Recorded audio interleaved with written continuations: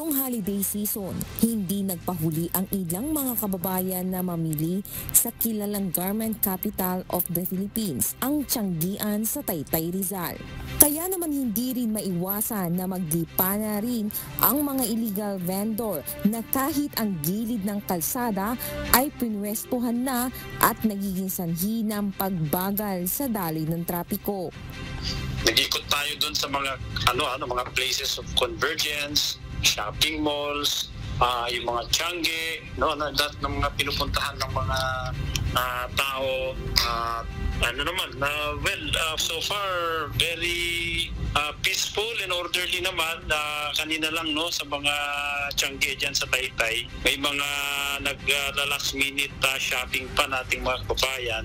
At may napansin lang ako doon sa main thoroughfare dyan sa Tiangge, yung mga vendor, yung mga ambulant vendor, doon na sila mismo naglalatag ng kanilang mga paninda sa mismong pedestrian lane. So ang ginawa ko, pinatanggal ko yun kasi walang madaanan yung mga tao. Kaya yun, ngayon medyo convenient na ngayon uli yung Tiangge.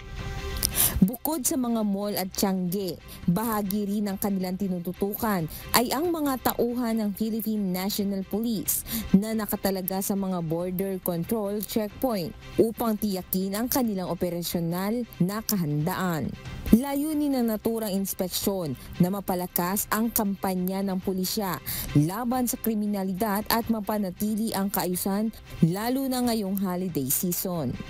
Ayon pa kay Police Colonel Maragun, mahalaga ang pagiging handa sa anumang pagtatangkang manggulo ng mga kriminal.